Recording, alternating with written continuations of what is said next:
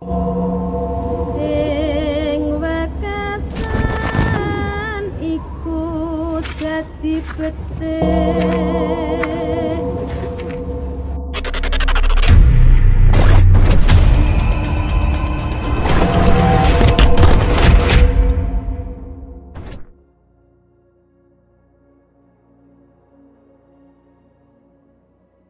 Assalamualaikum warahmatullahi wabarakatuh.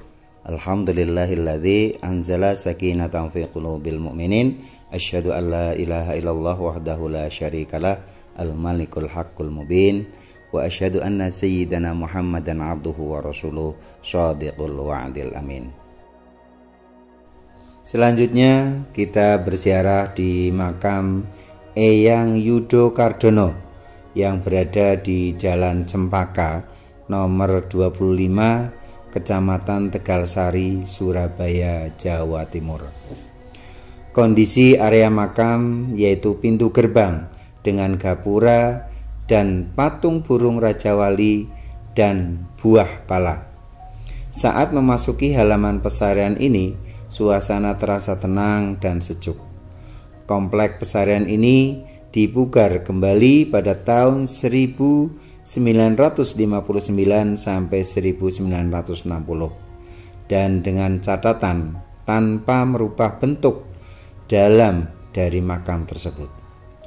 Di komplek pesarian tersebut juga terdapat arca Trimurti yang dibuatkan pondokan kecil dari semen yang berfungsi sebagai tempat pemujaan masyarakat Hindu Bali waktu dulu.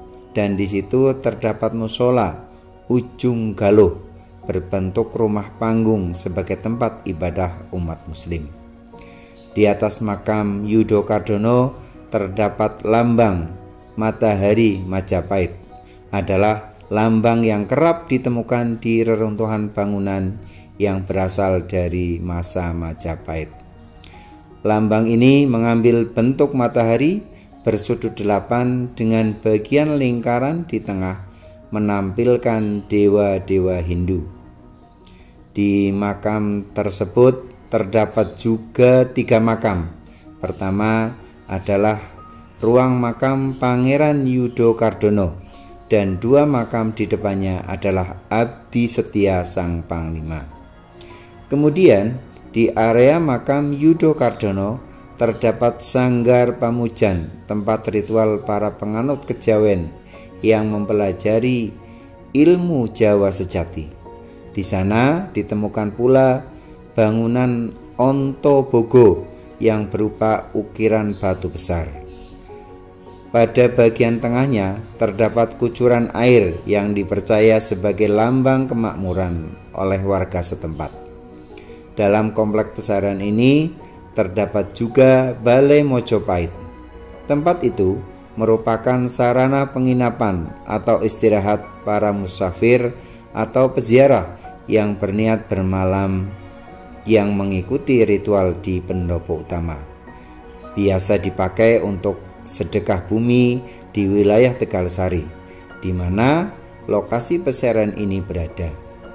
Di situ terdapat pula pesarian Eyang Wahyu selaku penasehat Eyang Yudo Kardono. Kata juru kunci, ada pula sumur keramat yang dipercaya banyak kalangan bisa menyembuhkan berbagai penyakit kecuali penyakit stroke. Wallahu a'lam. Pangeran Yudo Kardono memiliki nama asli Kuda Karjana atau Kudo Karjono.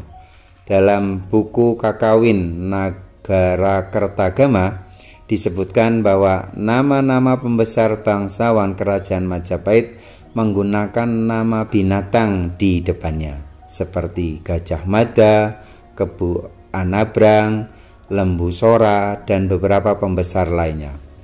Konon, Kudo Kardono hidup pada zaman pemerintahan Raja Jayanagara sekitar tahun 1309 sampai 1328, sejaman dengan Gajah Mada yang kala itu belum menjadi patih dan masih berpangkat bekel. Beliau adalah seorang panglima perang kerajaan Majapahit yang ditugaskan untuk menjaga wilayah pesisir utara. Wilayah kekuasaan kerajaan Majapahit saat itu yakni daerah Surabaya, Gresik, dan sekitarnya.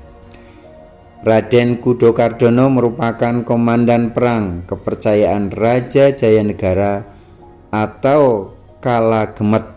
Konon, Kudokardono merupakan saudara sepupu dari Mahapatih Majapahit Gajah Mada.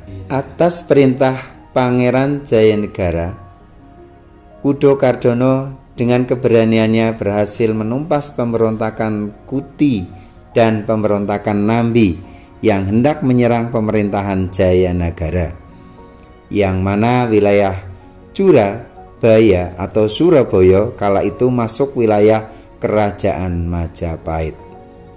Kudokardono bersama pasukannya lantas diperintahkan untuk menetap di wilayah yang bernama Tegal Bobotsari, yang sekarang menjadi Tegalsari. Tegalsari letaknya di kali atau sungai yang airnya asin atau kali asin. Istana tempat tinggal Kudokardono dilengkapi dengan regol atau gapura. Lokasi di mana regol berdiri kelak bernama Pregolon.